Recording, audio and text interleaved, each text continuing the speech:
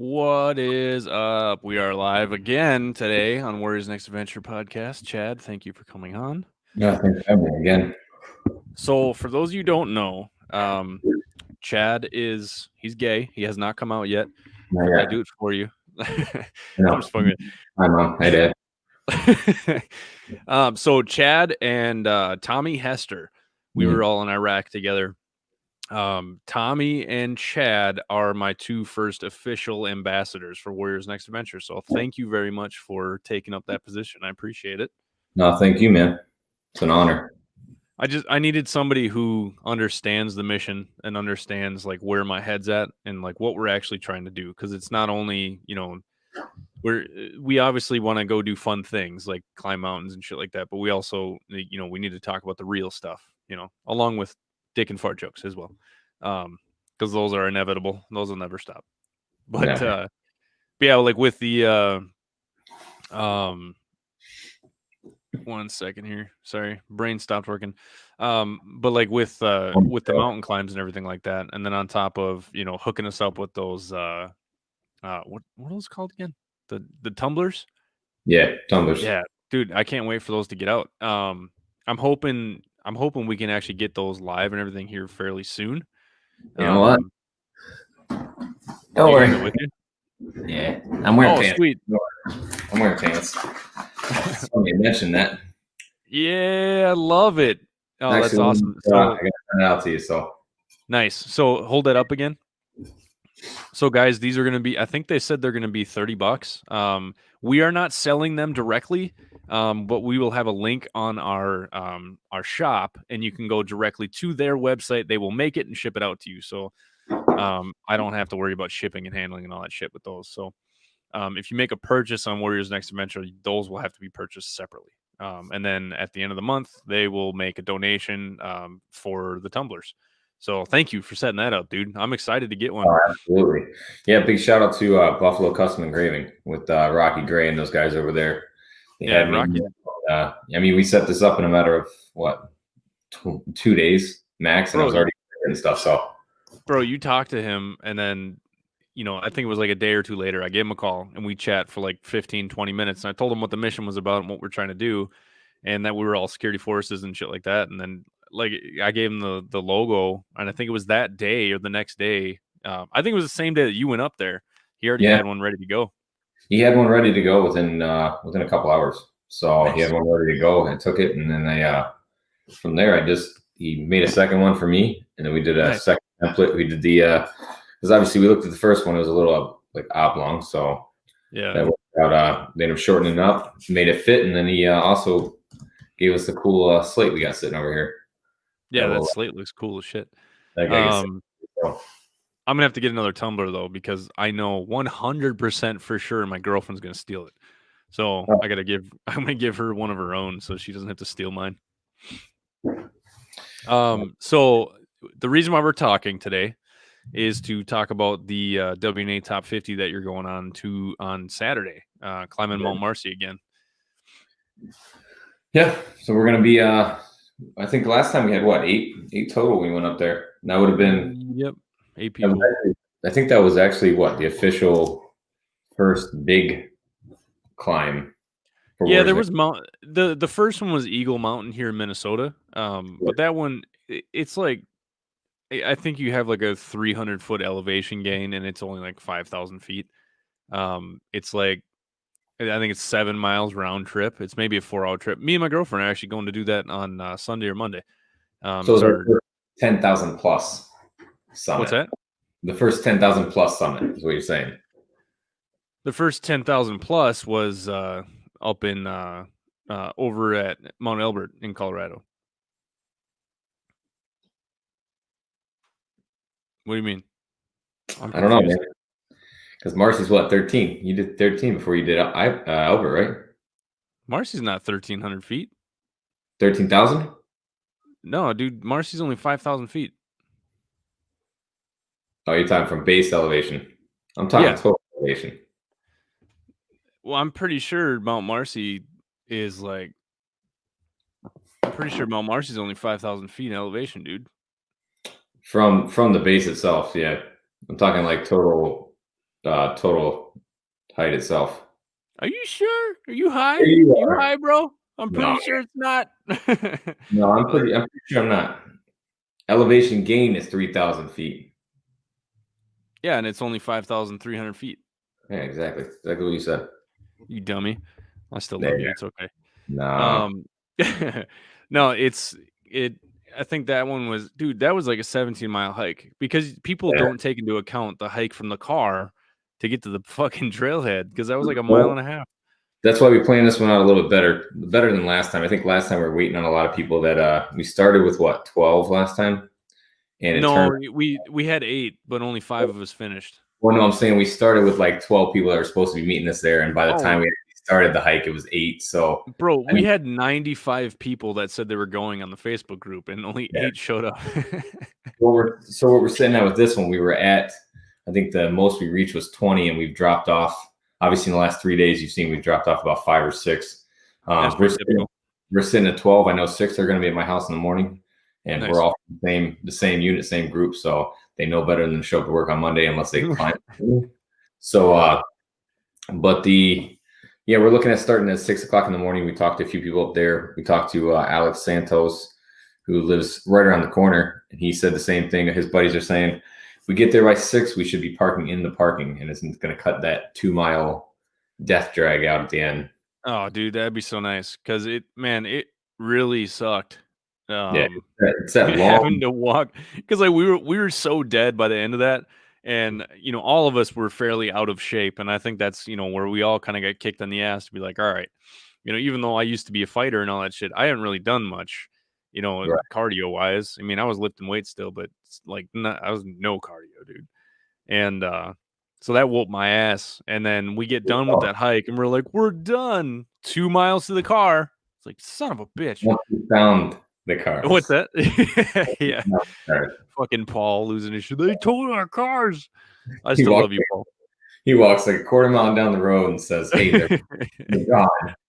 Everyone's freaking out thinking we're 6 hours from home. You're like 2 days from home, and we're like, no cars. Oh, yeah. Dude, I see. Like, I low key was happy that those weren't my vehicles because I was like, "Ooh, at least I don't got to worry about it." But, but I was like, "Oh man, I feel so bad for you guys." It's like all of your cars got towed. It's like, no, you just have to walk another few minutes, and it's there. What do you say? I got to the first trail, and they weren't there, and we're like, dumbass. They're like a mile past the first trail. I know, right? We were the last car sitting out there on that road, though. Yeah, I know. Well, because we were fucking stupid and we started at 11 o'clock when it's like, that's my first big mountain climb. And so I didn't really think about, the logistics of it all. So that's why this year I was like, okay, you guys need to go there the night before, so you don't have to worry about it. Because that's what we did in Mount Elbert. We stayed in Leadville, and Leadville's it's 10,000 feet. So we had a night, pretty much a whole day to acclimate to 10,000 feet because Denver's only 6,000 and Colorado Springs is 7,000, I believe. So we had a couple days above like 5,000, which was nice because I needed that because, dude, training jujitsu in Colorado Springs at 7,000 feet when I live in fucking Minneapolis, and it's like, dude, we're at like 800 feet above sea level. It sucked. It was fucking terrible. You had to be toasted. What's that? So you had to be toasted. Yeah, last time we went, I was like 30 some pounds heavier. So I remember being at the top of that, and you asking me like, "Hey, what do you think?" And I wanted to kick you right in the dick. Yeah, Bob's like, yeah, I'm unfriending you, never talking to you again. Fuck you. I love how that happens every time. It was kind of the same thing when we got up to the top of Elbert too. Like Tommy said something along the lines of, "I fucking hate you." Like it's a good accomplishment. It feels good, but at the time, dude, you're so exhausted, and then you got to climb back down. It's like, shit, where's the zip line? This is bullshit. Yeah. No, we're getting there at like 6 a.m. just so we can get inside that parking. I know they said if we're there by 6, that'll guarantee us inside the parking ramps, which would be perfect. So we can we're planning on taking the approach at like 6:45, 7, right at sunup. Good. So, and I know for a fact we have we've got all of us coming from our unit, and there's 9 of us, and we went and got all the cots and stuff for the cabin we're going to be staying at. So I talked to everyone today at work. I mean, pretty much every single person that's hiking it from our unit was there today with me at work. Sweet. And we're all set. They're all going to meet me at my place tomorrow. We're going to leave here at noon, and that's when we'll head up and we'll meet with Nick Vogler's mom and her friend up in Upper J, New York. So her name is Tracy, right? Terry, okay. Yeah. I'd like to talk to Terry, maybe have her on the podcast after you guys climb the mountain to just kind of talk to her and see what she thought about it, if she's willing. If you could do like a Facebook, an invitation or brain fart introduction between the two of us, would be great. Oh yeah. Yeah, we could do that. We just get on and chat and do an intro. Yeah, that worked. And then I wanted to see if maybe she wanted to do the podcast and we could talk a little bit about, the really hard shit, and the hard thing is because it's so hard for people to talk about death, especially in a live setting, but the good thing is I normally, you've watched a lot of these podcasts, and I usually try to just make the conversation about bullshitting and getting to know each other. Because then you get comfortable, you forget that you're live, you forget that people are watching, and you don't have to worry about all that shit. Like right now, we have a total of 0 viewers, dude. We're killing it. Yeah. You pick the best time of day to do this at. I know, right? They lost them. I lost them when I was halfway looking at my phone trying to figure out elevation, windage, and shit. Not getting on the stone. Hey, are you a part of there's a new group on Facebook called It's Defender Business? Yes, I am. Did I add you? Okay. I think Tony did. Tony Zasso added me. And Tony did? Okay. Yeah, dude, there's so many people I've been reconnecting with, and one of the admins actually wants me to go live. So what I'm actually going to do is I will go live on just like a regular podcast, right? But I want to have somebody come on with me so we can talk about the nonprofit, starting the nonprofit. Essentially, a bunch of people on that group have been asking about starting nonprofits, and every time somebody does, I get tagged. And then I've been calling them and reaching out. I got 4 different security forces guys that I'm getting ready to start nonprofit. Yeah, I want to say Cunningham tagged you today in one that I saw when I was scrolling. Yeah, security forces when we're working, you just sit there and you scroll. So I saw he tagged you. People did so before I'm banned from Facebook, so I can't reply to anybody right now. I pissed off some liberals again. You might need like a secondary like admin on that page where you can like log into the secondary admin just to run your. I got one, but I was actually going to ask you if you wanted to go on there too. So like I'm very responsive with messages and all that shit. So literally you would just be like a backup. But if you found like any kind of like inspirational like videos or something like that, or you just like take pictures of you like flexing, you'd be like, It'd be like Booba days all over again. Oh, I don't want to lose followers, so please don't do that. Yeah, that'd be great. Because then, I hate not being able to reply to people. Like right now, I put a post out. My buddy Joe Valley, he needed a ramp put in, and we put up that ramp. I don't know if you saw the media. Yeah, I saw the posting and everything like that. So what is that? Right after you posted that is when you got banned. No, so I share it off of Instagram. So if I share something from Instagram, it auto shares onto Facebook. So I can do it that way. I just can't. Okay. I can't edit anything. So anytime I post an update, I just share it on Instagram. Yeah, and then it automatically goes over to Facebook. I'm a retard when it comes to technical stuff. I'm sitting here for 10 minutes trying to sync up my Bluetooth headphones. No, that's fine.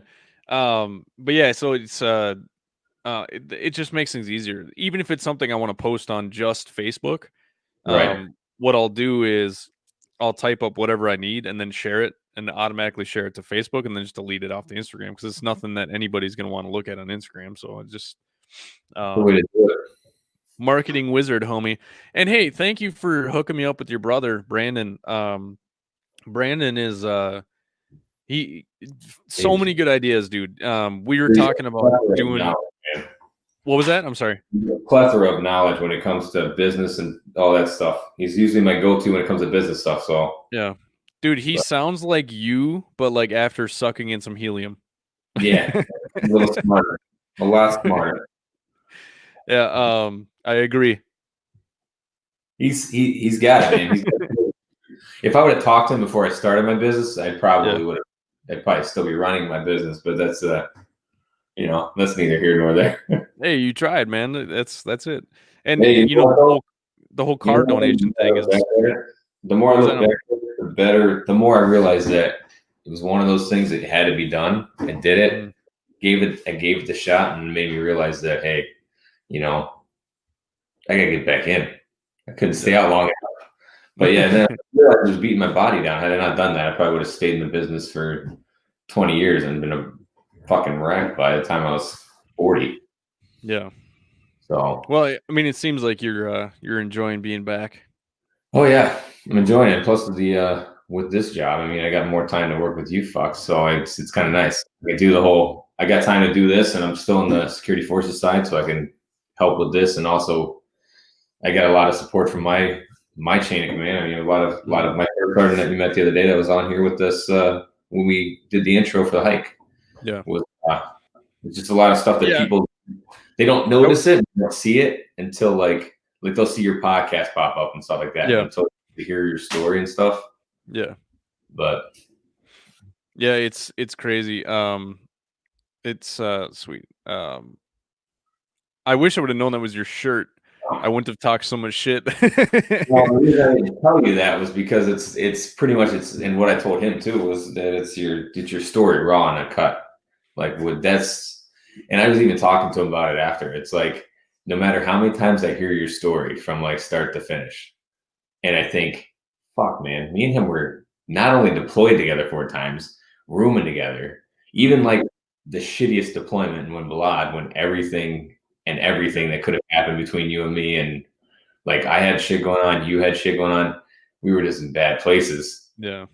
I look back on that and I think, holy shit, I didn't know all this shit about you. It was like I should have reached out more and been like, hey man, like I should have known half the stuff that you like started talking about. And I'm like, what the hell is he talking about?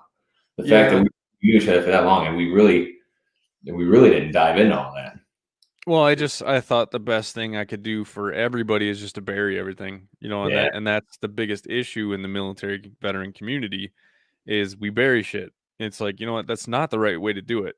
So when you have all of these things that are popping up, like with Michael, he's the Joe that killed himself in Balad.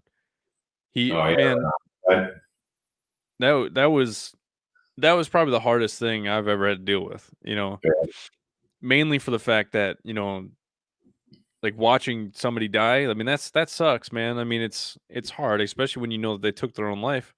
And then you sit here and you think, even though there was no logical thinking into digging into like what could I have done differently? There's nothing, absolutely zero. I couldn't have gotten there early. You can't predict somebody. At that point in time, you got to figure the training that we had was literally bare minimum. With stuff like that, we had nothing. I mean, exactly. We had what, maybe 3-4 months of flight, and that was deployment number 3 for us. Dude, like, I remember you coming back. We were staying in BDOC when that happened. Yeah. Because I was up there with Little, and Gary Little was the controller, and I was the TAS operator. And he had just left BDOC because I think he actually went over there too, and was heading. Yeah, he showed up to help us take names and do the statements and everything like that. I remember watching the cameras and stuff when we just got out of work, and I remember getting back to the room before you, and you came back pale as a fucking ghost. And at that point, you were mentally done for the day, so there was nothing to say. It was just I didn't talk much for a few days, but I resort to humor though. So like it went to joking around and talking shit, and then Gary was there too, which Gary is I should text this to him. Gary usually listens to these things. He lives up in. You got to get him on. He could be our one viewer. You know he's a dependent now. His wife is still in, and he lives up in Minot. He just got an amazing job working for the government doing like cybersecurity stuff. So he actually shared some stuff with me that I'm going to be putting out here pretty soon, but it has to do with the GI Bill now will pay for you to go to school to get certificates to be certified in cybersecurity and shit. and then you can get paid, and they treat it like a 4-year degree. It's a fucking certificate, dude. So I'll have to have Gary on because I love that little fucker. The only reason I started smiling there when you're talking, like trying to talk serious shit, is all I could think of is little Grizz's legs kicked off the bench press, not touching the floor, and like these 300-pound dudes walking by as this dude putting up stupid weight. I remember the first time. Joey's back home, I gotta put up the weights and like.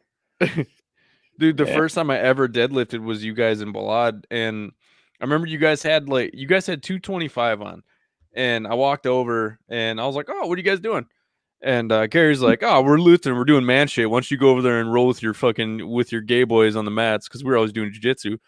And so I come over and I walked and I picked it up and I set it down and I picked it up and I did it like fucking 10 times. I look at Gary, I was like, "Am I doing this shit right?" He's like, "Fuck you, Ron. Fuck you." He's like, "I've been working on this for months." I was like, "Is this like heavy? Is 225 a lot?" What's funny with him is anyone that knows Gary knows that when he does the pick up that bar and stands up with it, it literally clears the floor 2 inches and he is fully.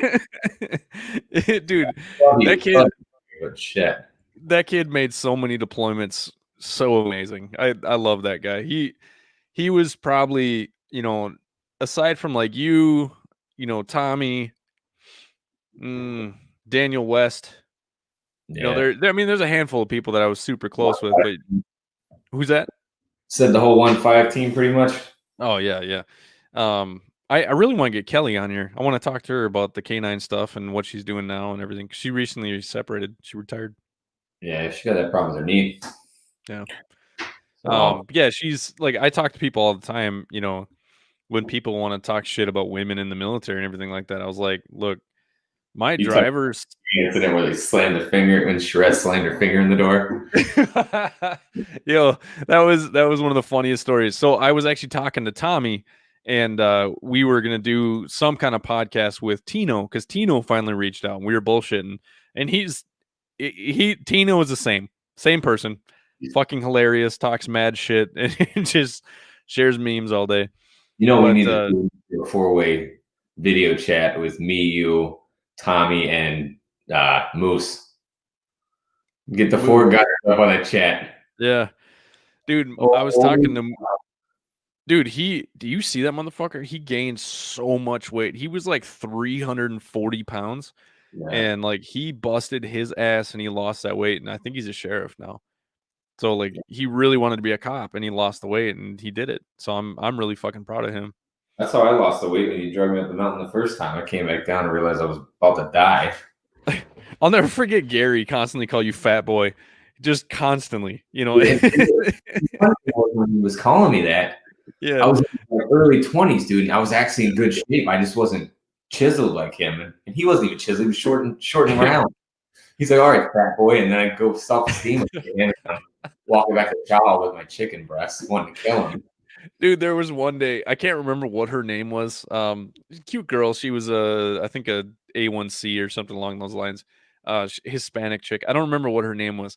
I loved working with her. She was hilarious. But dude, she left her fucking saw in one of the buildings one day, and it was just me, her, and Gary. Gary fucking chewed her ass and literally made her fucking feel like the biggest piece of shit.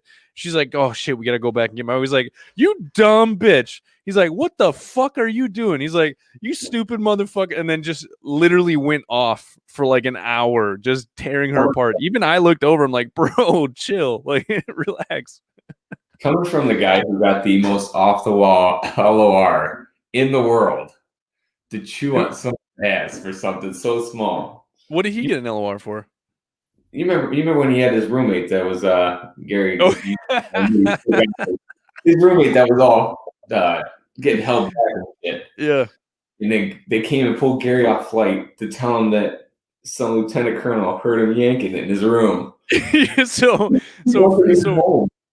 for those of you guys, there was a guy who got in trouble, and Gary was actually staying in the same room as him, right? And so Gary was at work, and Gary got pulled into the first sergeant's office, and the first sergeant's like, "Well, we got something uncomfortable we got to talk about. So your neighbor is a lieutenant colonel, and she heard," and he looks down and reads a paper. aggressive hardcore porn going on in the room next door, and you could hear somebody physically masturbating next door. That's what I think that's what his pay were. Grizz is gonna have to later on, but I'm Dude, pretty sure LOR said masturbating allowed.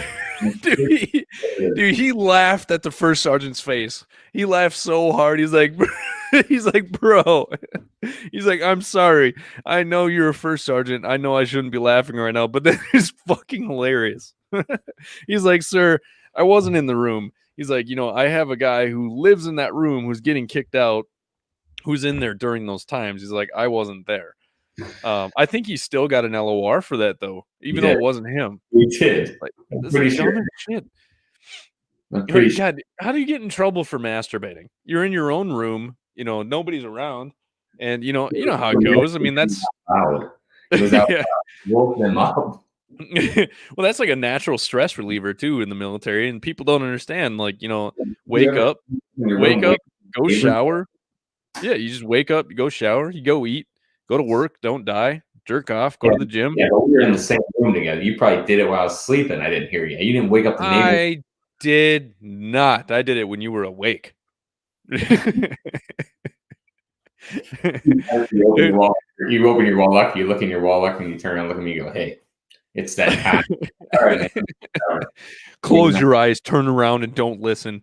I got some stress relief to do. Dude, we had an awesome room there though, because like I found that recliner like literally the first week we were there. So dude, you guys in that rock band. Yeah. I never played with you guys. But there'd be days where I knew I was working the next day, and you guys would be standing in the middle of the room, you and Rose and Grizz and Rob, and I'm like, holy fuck. Yeah, and then background and Grizz, it was Grizz, Ross, me, or Rose, sorry, me, and then Grinnell too. Grinnell was always over there. And then I hung out with AG all the time. Anthony, damn it, what's Anthony's last name? I always called him AG. Fuck. And then Mitch Smith. It's not Grinnell, is it? No. His name is Anthony AG. He's that guy who had a fuckload of tattoos. He lived in Florida. He trains jiu-jitsu and started fighting and shit. Like me and him, and we've kept in contact. Any of your jiu-jitsu friends? Yeah. Only the like jiu-jitsu clique, and you guys walked around like the fucking Power Rangers when you guys were out of suit. Dude, it's like we started wearing gis and shit, and then people like were getting pissy because we were wearing a gi. I was like, we're training jujitsu, like fuck off. So we actually got in trouble there because, Balad had a really nice MMA room. It was all padded out. There was mirrors on the back and everything, so dudes could like flex and look at themselves. But like we were actually doing sparring sessions, like full on boxing sparring sessions. And then there was a kid there. I don't remember what his name was, but we were training some Muay Thai, and I had him holding pads and everything like that. And this one kid's like, I bet a kick like that doesn't even hurt. I was like, let me kick you in the abs once. I'll show you what it does. So he stood there, and I kicked him in the abs with a roundhouse kick. And dude, he went down. He just went, and he laid down, and he literally laid there for like 20 minutes. But we were doing like a full on boxing, and I have really good hooks. That's one thing. There's fucking people. I have really good hooks, and so that's one thing that I always loaded up on. And so anytime like somebody got close, I'd hit them with the hook right to the abs, and they'd drop. And I remember we were going full on, fucking killing it. I don't remember who I was sparring with, but some fucking colonel came in. He's like, "What the fuck are you guys doing?" Started screaming at us. Like, bro, we're sparring. Like, fuck off. Yeah, it's ridiculous, man. And did you go to my fight in 2008? Which one? I don't think you did. I think you were working the MMA fight out in Charlotte. I don't think you did, because I think you had to work.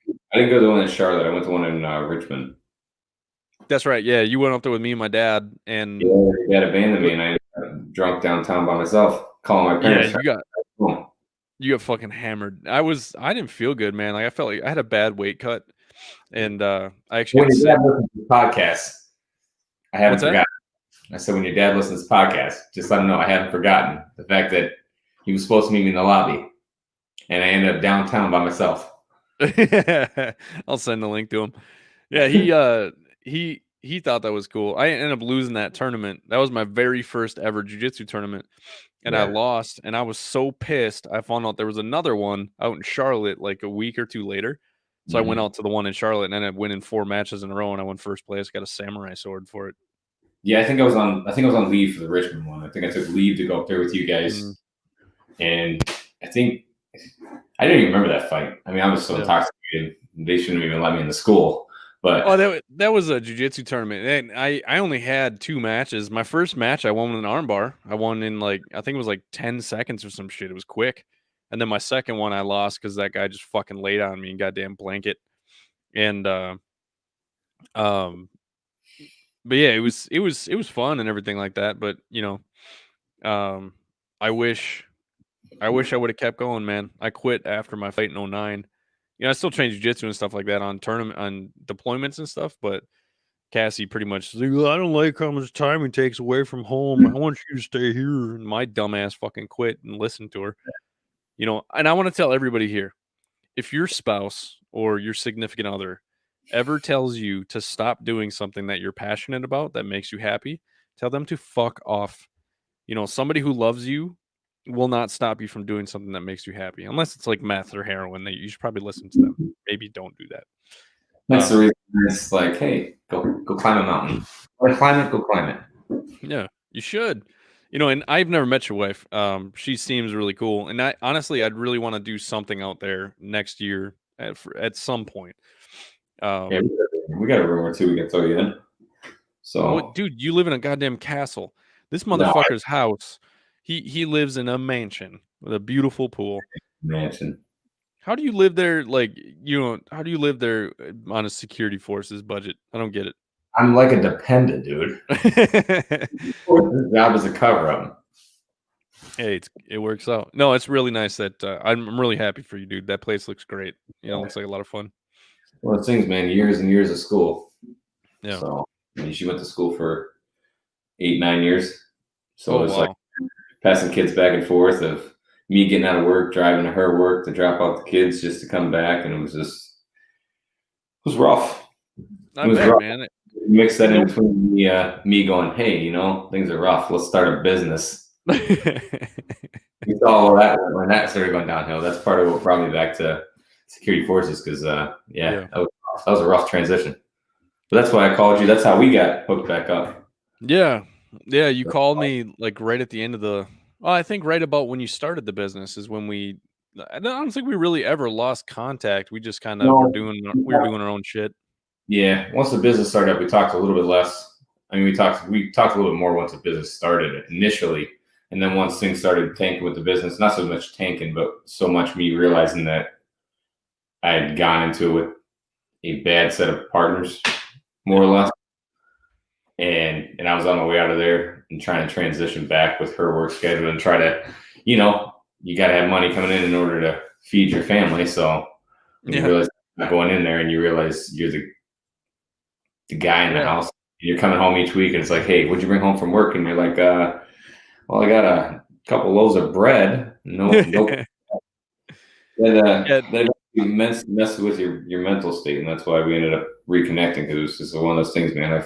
I was degrading on a quick level, so next thing you know, dude, I'm mountain with you. I don't really talk. I don't really talk about other people's business ever, man. But you are one of the examples of what I want to happen. Because you reached out and you were vulnerable to me and sharing some of the things that you were dealing with, and we had a lot of amazing conversations.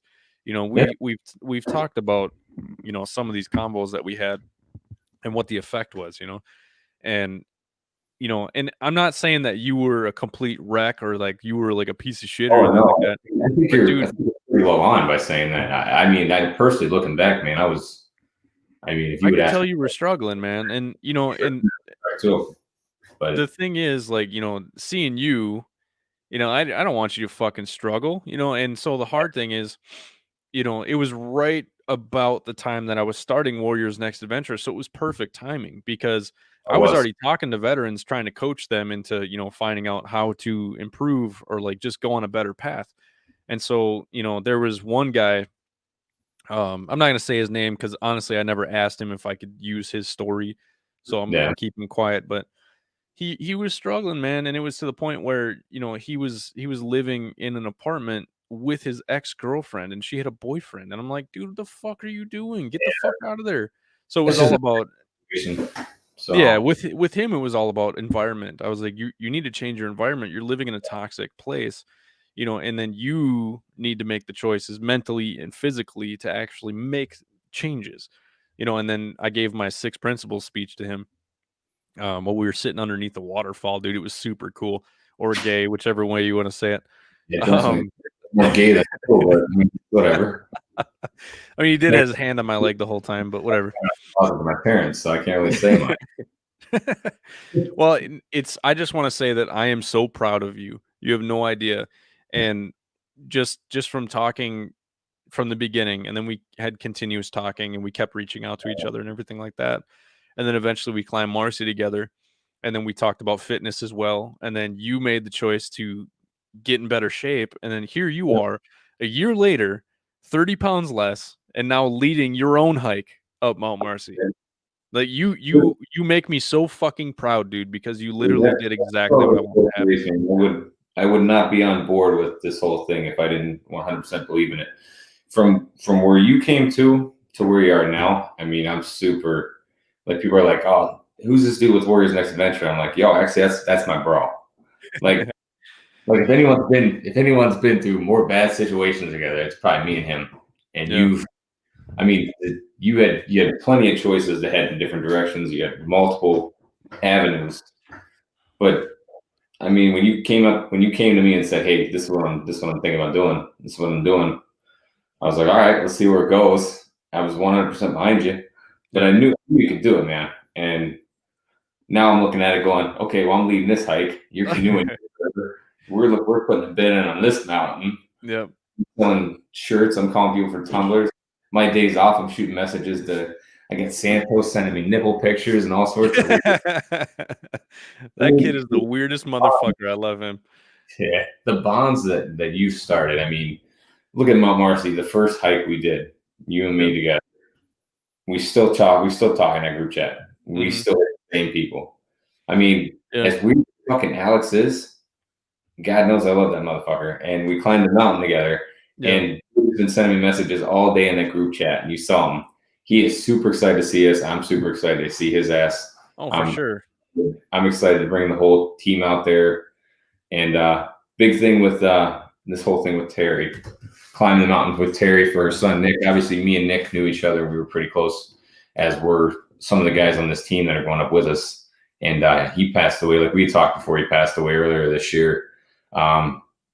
He was probably my number 2 guy after you when I was in the shop stuff. I reached out to him and I'm like, yo, man, like, shit's going sideways. I need to figure out something. He's like, yo, AGR, come back to the base, talk to the colonel. We're going to get you in here. And I kept saying, no. Then you only miss so many paychecks in a row until you're like, okay, what do you got going on here? And then I started realizing that this was like a hidden gem of the Air Force. So the dude stuck his neck out for me. And actually, the very first time me and Nick Vogler actually started hanging out was at our previous funeral we went to for another guy in our unit who was on our fire team as well, where we had to do a final watch for him. And it was me and Nick sitting there 2:00 in the morning in our blues. I probably shouldn't say it, but 2:00 in the morning doing our last watch with him with a case of beer with the boss. You know what? Me and him, we got a bond. He got me in there. We went to some training over with down in New Mexico over the spring. Had a good old time. Went to Tampa last year. We did some shark fishing. Nice. And we just created that bond. So now this is to take his mom and for me and his mom to go up that mountain and get up there with the whole team from the base. It's just the dude could not have swooped in. You and him could not have come in at any better of a time from where I was at when I was switching over from the shop side to that side. Obviously, because we had many late night conversations about where my mind was at. So between you and Vogler, the 2 guys that swooped right in, and obviously, unfortunately, he was supposed to hike this with me and he's not. So for me to take his mom to the top of that mountain and be able to share that moment of saying, hey, look, he's not here, but he's still here. That's gonna be something special that I'll never forget, along with what you guys did. So it's going to be one of those things, man. We got 12 hours from now. We're going to be 24 hours from now. We're going to be back at the cabin, racked the hell out, the shit. But we're going to have that feeling of accomplishment, and hopefully we could take 12 up, 12 back down. Yeah. No problem. So. Well, it just the fact that you're leading this for me, man, I really appreciate it. I really wanted to go. It's just I had so much shit going on already. I don't have time. I want to come here soon. Next hike you guys do, I'll be heading out that way as long as COVID persists and kind of backs off a little bit, and we'll. Well, like I told you too, like I have we recently added another board of director, Will Jansen. He's the guy that I canoed the St. Croix with. Will is such a great guy. I mean, I don't remember if you knew him. You knew him a little bit, right? Yeah. Come on, man. Because did you deploy? No. Dude, I've been talking to Will to try to get your ass on that rowing competition. I'm trying to get Will involved too. Yeah. He told me today. I don't want to row the fucking Atlantic Ocean. It sounds horrible. with Brian, man. Yeah. So convincing. You guys were so convincing with all your lies. Man, Brian's a gangster. He's getting ready to do the Pacific.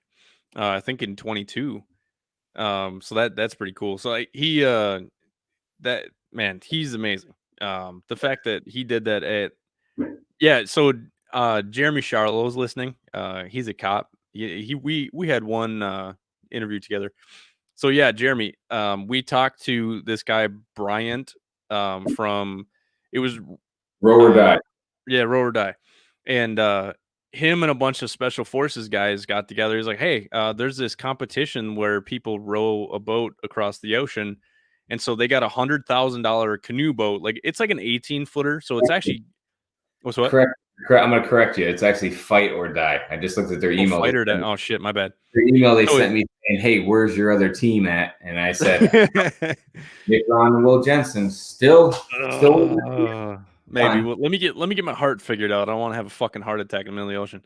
So Jeremy, what they did was they actually, you're supposed to have like a fuckload of hours of training. These guys lied and said that they had all of this training.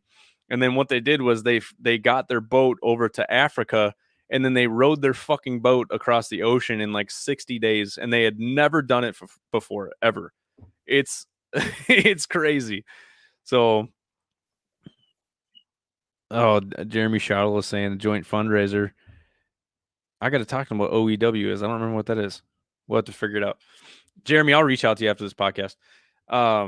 But yeah, that sounds cool. So actually, I'm thinking next year is the Jiu-Jitsu versus PTSD documentary. Okay. Yeah, Jeremy, it's legit. So I'm going to be traveling to sorry, I've been burping all night. Driving out to Montana, over to Seattle, down to California. I might skip Portland just because of all the crap that's been going on. I'm not going to lie. I might go around Portland. So sorry, 10th Planet Portland. I don't know if I'm going there anymore. I got California I got a bunch of spots in California. I might actually make that a week and a half because I got so many people that want to meet up. And then I'm going to Arizona, then going to Texas, up to Oklahoma, down Florida, North Carolina, all that shit. So I'm thinking 2022, we should look at possibly doing the Mississippi River. Okay. So I got that podcast I just did today with Don Mann. What's that? I said you, me, Tommy, Will, and everybody, get everyone on the same page with doing it. I'm game, man. I'll put it through, push it through to get my leave and stuff put ahead of time. So I'd like to get at least like 5 canoes. If we can do 10 people, it'd be great. The guy I was interviewing earlier today, Don Mann, he was a SEAL and everything, and he just did he just did over 600 miles of paddling up in Canada. It's insane. Yeah, we were talking about his buddy that he's just trying to hook you up with. Yeah, Mike. He sent me he sent me an email earlier, and we've been chatting. So I'm hoping we can actually get that going. But what I'd like to do is get at least 10 people in the canoe and going down. So if we can do that, we already did St. Croix. So me and Will are actually talking about breaking the world record for the quickest row on the St. Croix. We just have to do it in 45 hours. So 155 miles in 45 hours. That's doable. You guys got it. Yeah, it's like a 3.5 mile an hour pace. It's not bad. Snow melt and everything like that. And you get the water just right. You guys Yeah, just we're gonna go in April. That's when the snow melt's going and the water's rushing the fastest. So some of the rapids are really gonna suck because man, if you hit that rock at the wrong spot, me and Will are both pretty experienced paddlers. And we got turned sideways twice. yeah. So yeah, so we got to be really careful with that. But that'll be fun. And then next year we're climbing Mount Whitney, and I explained to everybody, what we're doing with the lottery. So we're gonna try it out this year.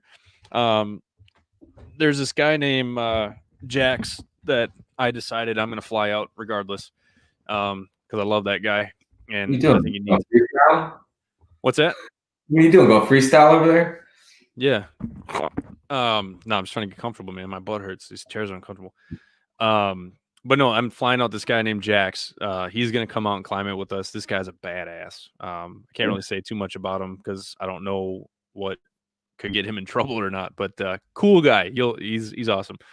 But we're gonna do a lottery. So we're gonna do is when I finally get the dates for Mount Whitney in July, what we're gonna do is once I have all the permits and everything ready to go, we're gonna do a lottery. So everybody interested in doing the Mount Whitney climb with us creates a Facebook fundraiser with an explanation as to why I want to go on this trip, what I think this trip will do to me mentally, physically, spiritually, whatever you want to call it, about why you think you are deserving to go.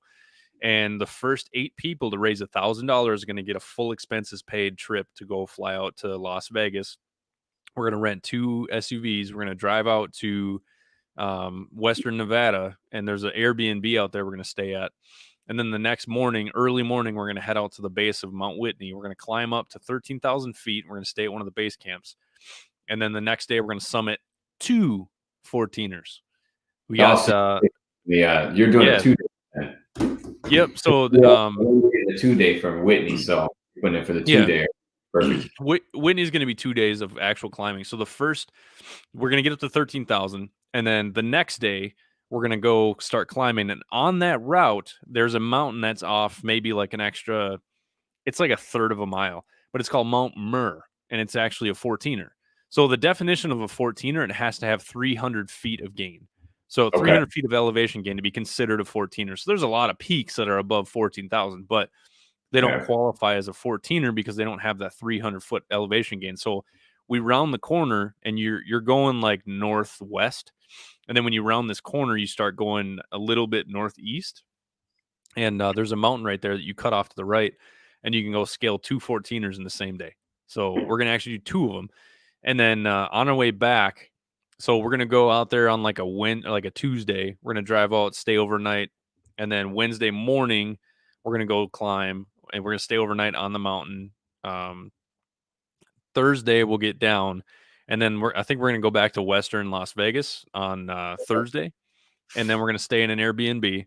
Friday, we're going to wake up and we're going to climb the highest peak in Nevada, which is 13,000 feet, which is right there. They're both right in the same spot. So we're going to get 3 of the highest mountain peaks in the United States in like 4 days. I better be on that trip, bro. I'm going to tell you right now. Raise that money, bro. If anyone's going to raise that money, suck that dick. It ain't going to be get that money. Well, the thing is, like, it's an interactive way to A, raise money, but B, also, your family understands how much this shit means to you, right? And so do your friends and everybody like that. If you put a Facebook fundraiser up and explain this, like, listen, I need this, it gives family, friends an opportunity to A, not only help a veteran, but B, help a nonprofit, and C, they get to literally see somebody they love get supported by a nonprofit, and they literally get to see it. They get to be a part of it, and it's them. So their money got to send you on a possibly life-saving or like life-changing adventure.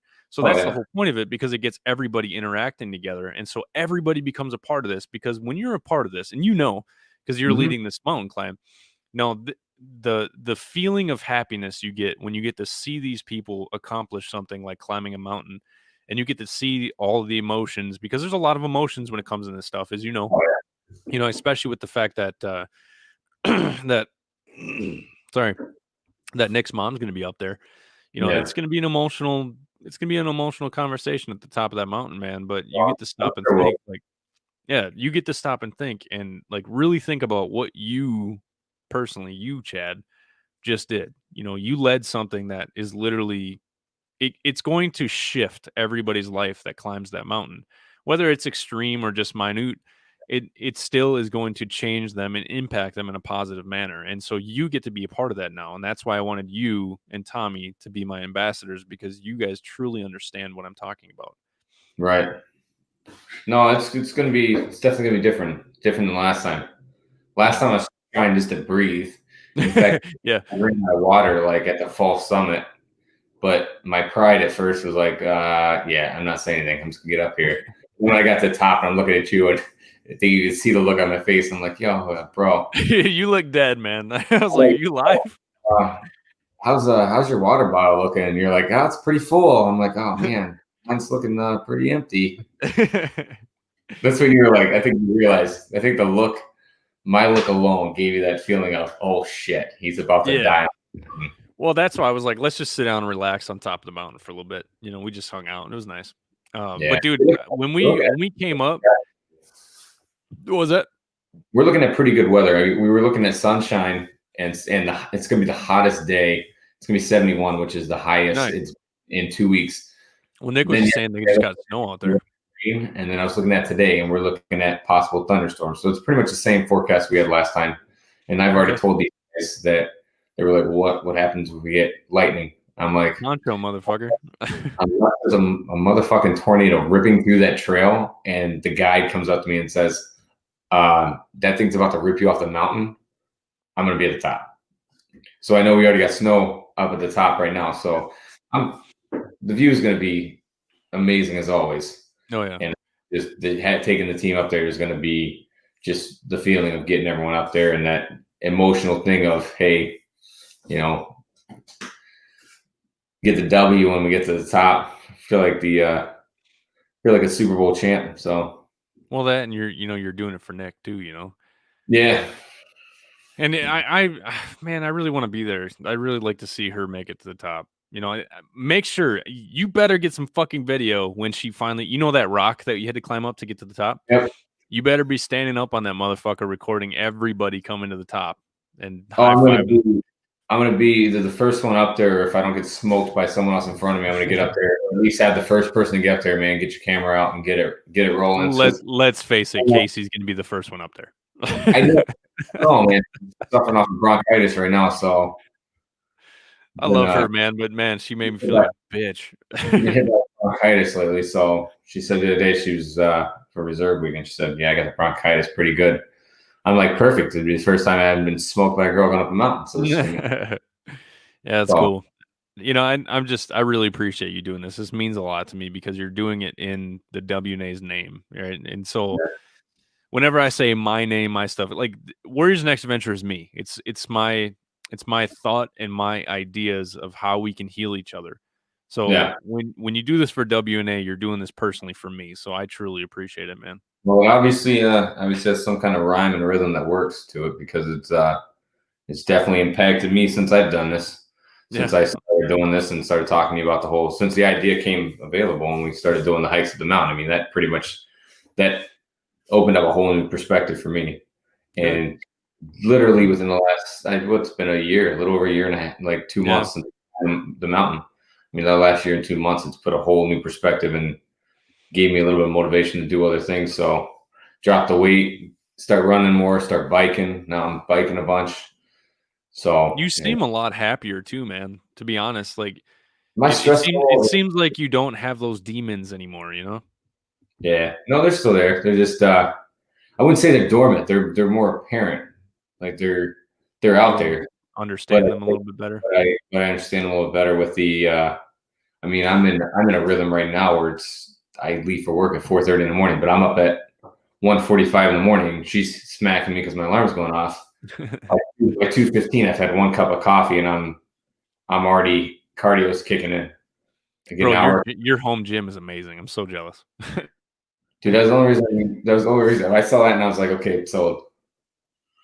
But yeah, within an hour of cardio, I'm right in the weights. I get done with weights, everyone's still in bed, and I'm getting ready for work. And just from doing that, just because of that mountain hike that we climbed and realized like, hey, I need to get in a rhythm. I need to get back to where it was. Pushed me to the point of now I do this.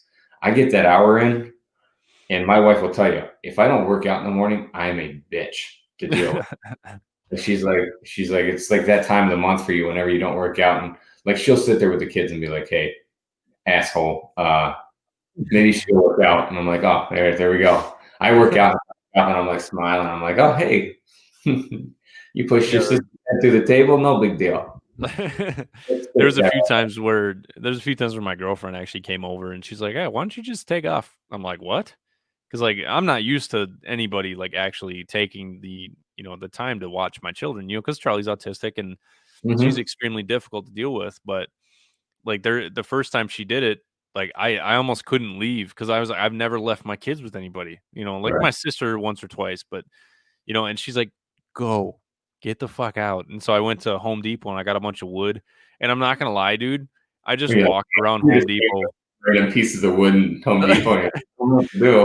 Yeah, I just walked around for like an hour. I'm like, God, this is what people do? Like, this is so nice. But no, it's really nice to have some help. But also the reason why I bring that up, it's nice to have a support system. It's nice to have a woman beside you that truly cares about you. So it seems like you and your wife kind of have that. You have that relationship, and it seems like you really love her, man. I'm happy you found somebody that treats you well. Thanks, man. Yeah, me too. Hopefully, I should do my best to not be I'm more of a bear to deal with than anything, but I like to a mental health career that I've given her plenty of practice. Well, there you go, man. You serve a purpose with her prognosis. That was like our big thing when she first started telling me she wanted to go for mental health. I said, look, I'm cool with it. Obviously, everything you've ever done, I've stood behind you. But if you come home and start diagnosing me, then we're going to have a fucking problem. And there's been a few times we're laying in bed at night with TV on. She'll look at me and go, you know what I think you got? And I'm like, you know what I think you got? I go there. So it's good. We got a good setup. She's very supportive. Nice. Her thing is gardening. My thing is pretty much anything outside. Sports, bike ride and hiking. Obviously, I can't hike a mountain every single day, but the working out stuff. So it's kind of one of those things you got to work as a team. So you guys got that down pretty packed too, because you guys are always doing that weird climb all over each other yoga shit. Yeah, the acro yoga. Yeah, it's actually a lot of fun. I never thought that I would be somebody that did shit like that, because I always thought I was fucking stupid. But I've always loved it. To be honest, I've always loved gymnastics. I think it's fun, like all the flips and all that crazy shit.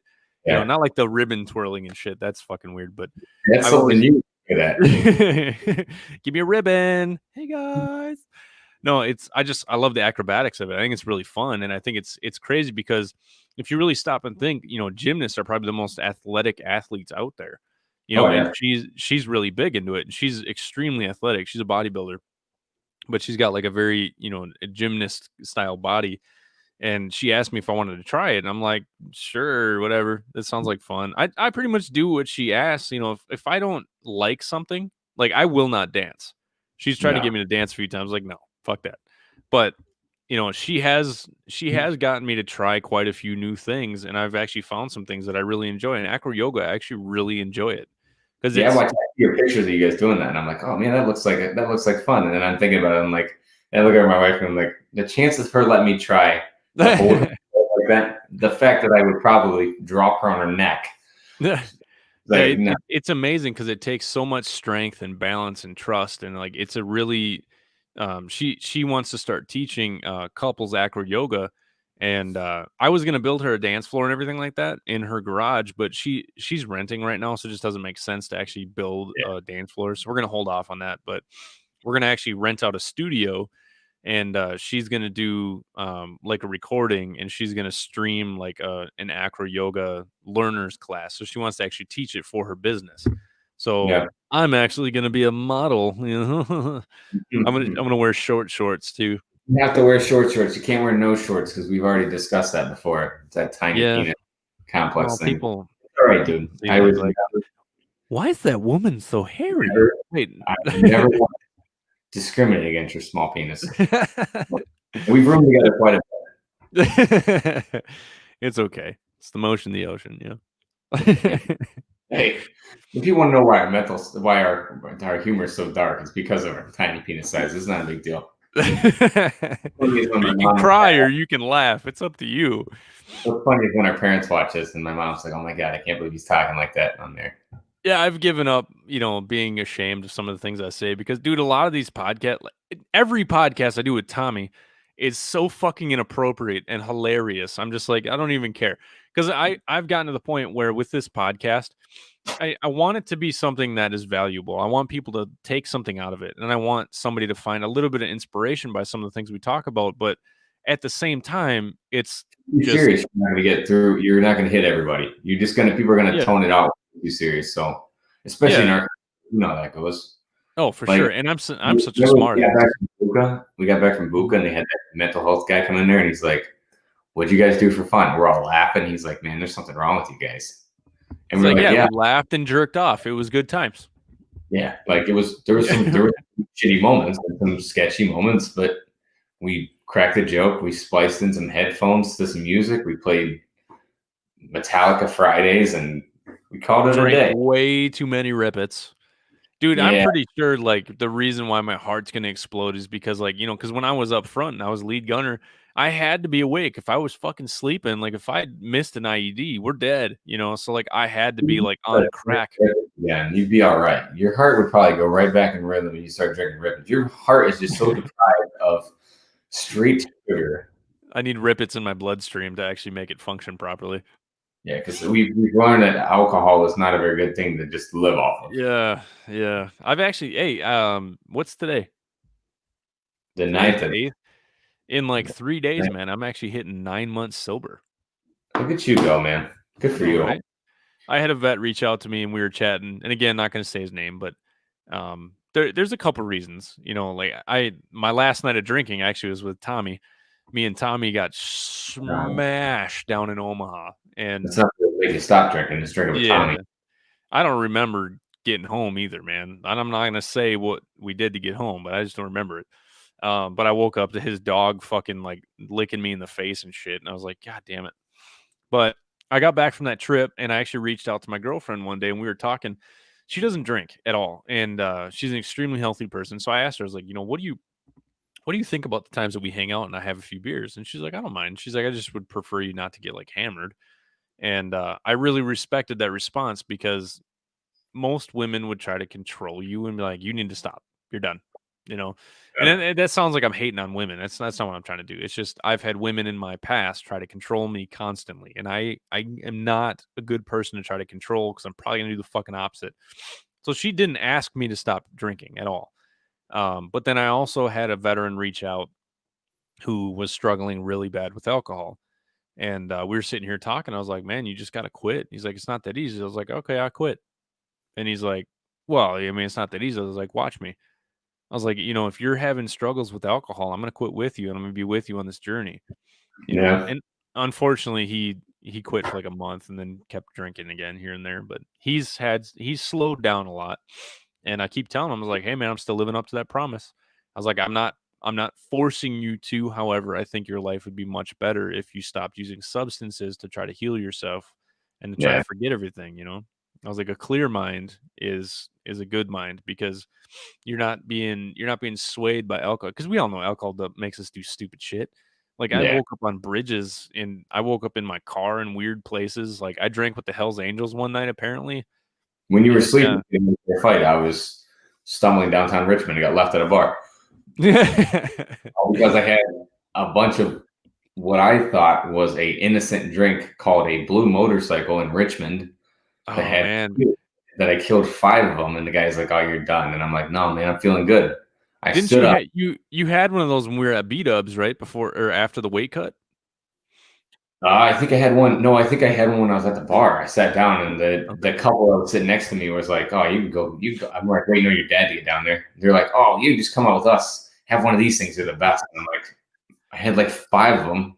He's like, "No, you're done." I'm like, "What are you talking about, bro?" He's like, "Stand up." And I'm like, "I'm good." I stood up and I was like,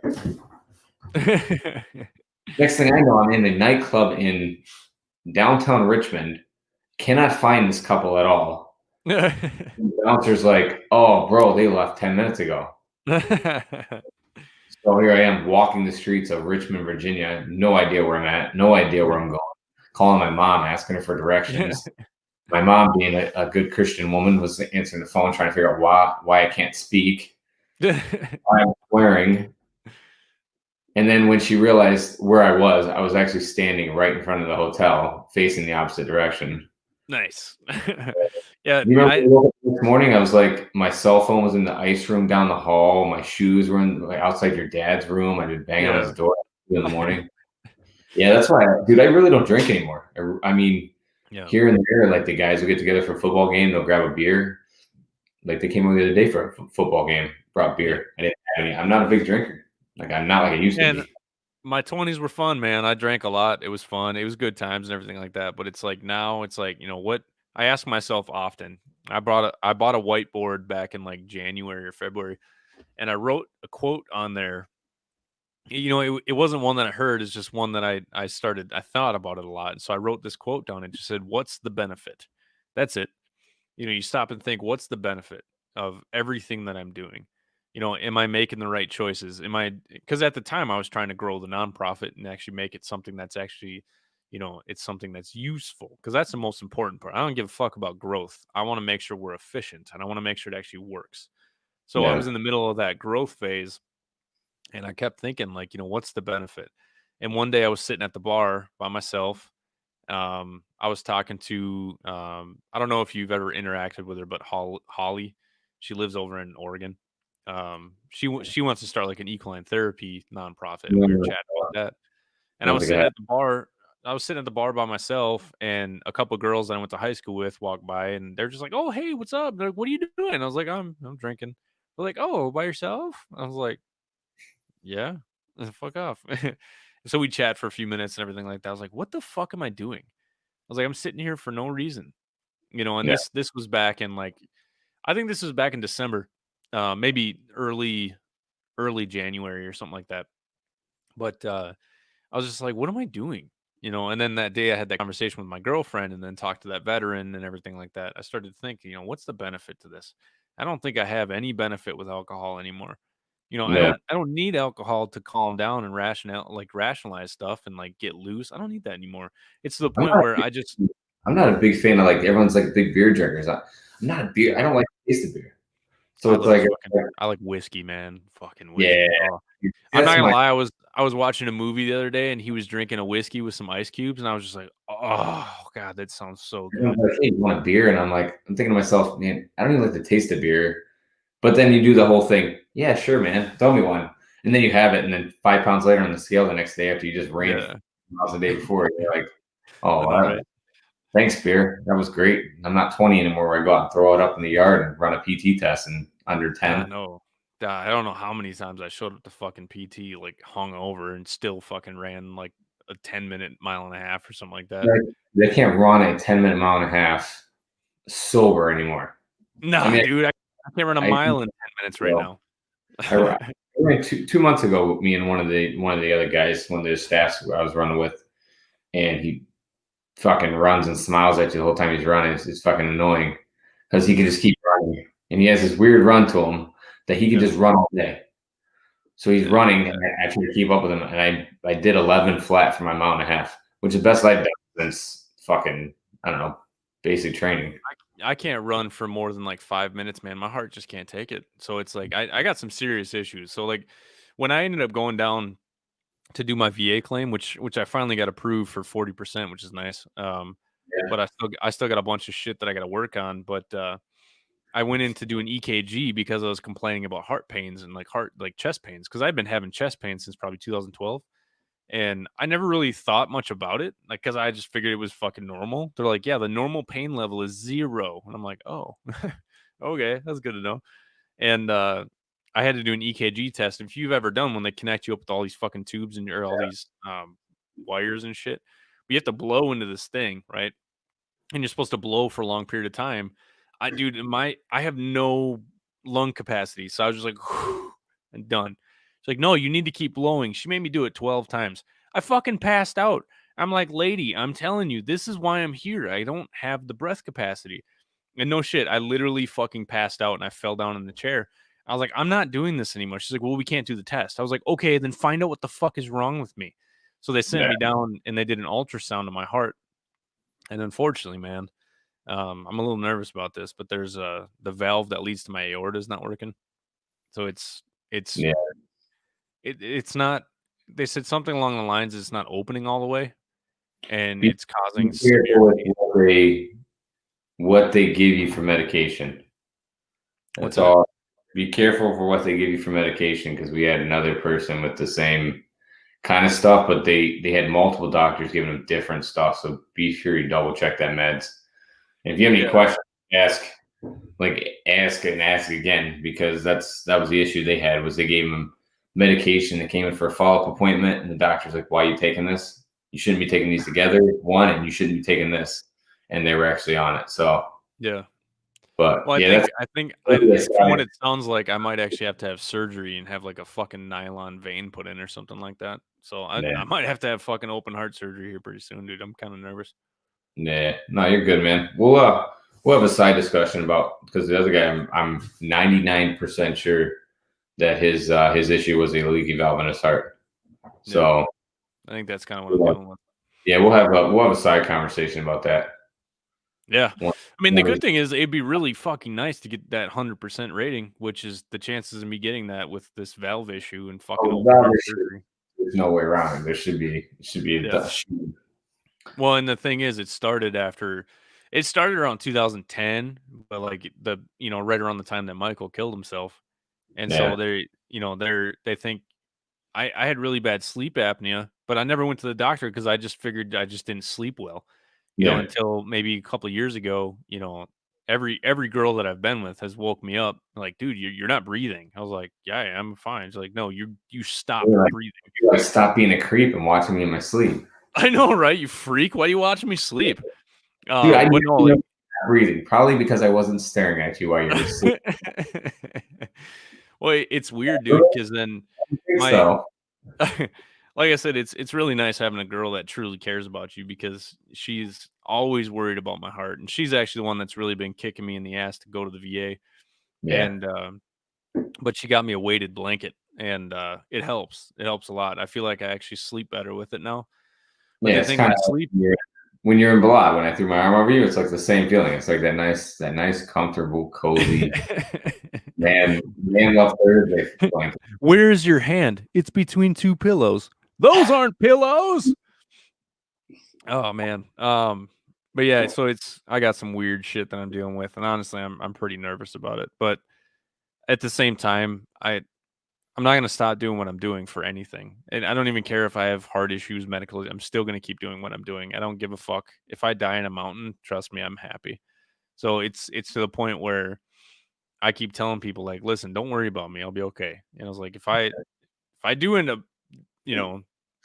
if the rare occasion that I actually die from this, I'll delete your browser history. I'll make sure. Thank you. That's what I was going to ask. I want people to know, like, just because that we have a chance of dying, like, that's why I'm so against this whole mask thing. We always have a chance of dying. We're all dying. We're dying from the day that we're born. So if you live in anxiety, worried about shit like, like my heart, if I'm going to sit here and worry, why would I sit and worry? And I'm sure people that I love are worried about me, and my girlfriend talks about it a lot, but I keep saying, I was like, listen, if I pass, I pass. I truly believe that we come back and we get a second chance. So, I mean, I'll come back and I'll do it even better next time. Well, there's a start and an end time, man. It's all about the in-between. Exactly. You worry about the end, dude. You're never going to get all the in-between is going to get overlooked. So you're right in the grind of it. So people want to take care of, and then just keep that. And, yeah, absolutely, dude. And, people let anxiety run their life. They don't do shit because of anxiety. It's like, you know what? If I have anxiety about something, I do it. I've gotten to the point where I literally take my mind and I mind fuck it into thinking, like, anything that makes me nervous, I try it. I got a buddy of mine who's been trying to get me to ride a bull since June. And I keep putting it off because I'm nervous, but I just haven't had time. But I'm going to be going up there. Hopefully it'll probably have to be in the spring when I get back from my jiu-jitsu tour. But he's a professional. He's a professional bull rider. So, I mean, I'm already a race car driver. Fucking, I might as well ride bulls, too. Yeah, you fucking pussy, yawning. Here I am, dude, 3 hours past my bedtime. You know I go to bed at 8 o'clock. Tired, bro. But yeah, we're probably gonna get off here. I just want you to. I really appreciate you doing this. And again, from the time that we had that first conversation to now, completely different mindset. I can see it in you. I can see your happiness. Yeah. And I'm really proud of you, man. So thank you. I love you, man. Love you too, bro. You've definitely grown a lot since the last time we talked. Thank you. I appreciate it, man. It's all about constant growth. One last thing before we go. Yeah. Cut that fucking ponytail, please. You're gonna give Tommy a heart attack. Tommy's gonna quitting on us. Just because you're jealous of some fucking man hair, you know, dude, it's fucking beautiful. All right. Tommy is about to lose his shit over your man bun. You're about to lose an ambassador over a man bun. Tommy can suck my dick. I love you, Tommy. But yeah, no, it's I'm proud of you, dude. I'm proud of Tommy too. I'm gonna do another podcast with Tommy here soon. Right. That one will be X-rated because chances are somebody's gonna like show their ass. We're gonna talk about something inappropriate. So like background noise, and I can heckle you guys the whole time. Yeah, maybe we can figure it out. Times. The only thing that sucks about doing three-way podcast is like the timing's not always right, and so people interrupt and everything, and it can be annoying to people watching. But I usually do pretty good at mitigating that shit. So, maybe we should figure that out. Let's figure out a time when you and Tommy can do something. I'm doing one with Tommy and Tino hopefully soon. It just keeps falling off. He's a helicopter pilot over in I think Virginia. Good shit. Yeah. So, all right, bro. We'll talk soon. So yeah. We'll talk soon. I'm gonna drop you off. Just stay on. We'll chat when I take this off. Okay. All right, buddy. All right. We'll talk soon. Thank you guys for listening to Warriors Next Adventure podcast. I just want to say I really appreciate you guys' support. It means a lot to me because you guys support me, I have the ability to go out and support veterans. And if you truly believe in what I'm doing, you can go to warriorsnextadventure.com and there's a Patreon button, become a Patreon. What I do is there's no real addition to the different levels other than you get like a coffee mug if you do the highest level. It's mainly just a way if you want to support the nonprofit monthly, you can. And I believe the top tier, you get like a t-shirt, you get a coffee mug. I send you a challenge coin and a few other things. You can also go to PayPal Giving Fund. What they do is you can donate however much you want, $1 million. And what happens is it sits in PayPal for like a week or two, and then they transfer it over. So it's fee-free. There's no fees for you. There's no fees for me. Whatever you donate goes to Warriors Next Adventure. We also have Facebook and also Instagram as well. Instagram just takes you to the PayPal charity. We are doing our best to be as efficient as possible. I got a few things in the work that are going to hopefully be really good for Warriors Next Adventure. I got a couple things in the works that I can't really talk about at the moment. However, WNA is just getting started. And if you're looking for something to hold on to, if you're looking for some inspiration, I promise you this nonprofit is going to give you what you need.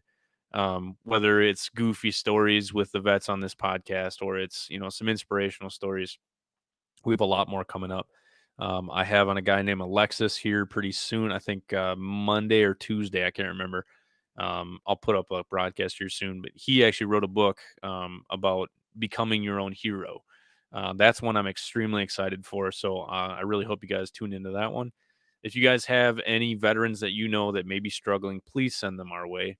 If anything, we can sit and talk with them, joke around with them, or anybody can text the phone number that we have for the nonprofit. It's 612-518-9282.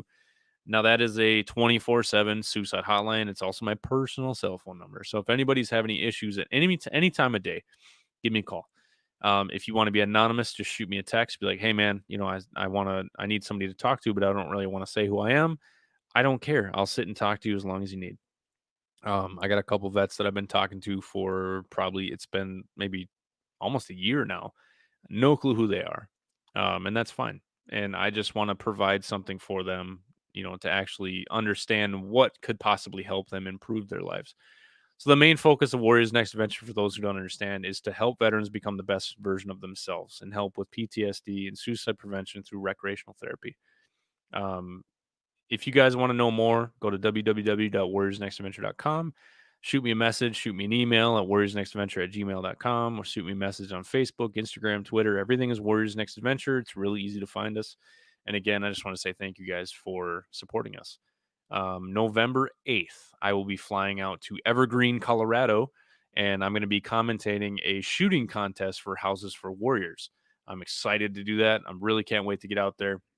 Andrew Cannell is doing awesome things out in Colorado, so I'm really excited to support them. So if you live in the Evergreen, Colorado area, in the Denver area, please come on out and support that shooting contest, because it's gonna be a lot of fun, and they're trying to raise money to buy a house to house veterans who are homeless. So it's gonna be a great cause, a lot of fun. I'm gonna talk a little shit and try to make it entertaining. So I got about 3 hours I got to talk. I'll have a co-host, so that's really nice. But again, thank you guys for tuning in. We will talk soon.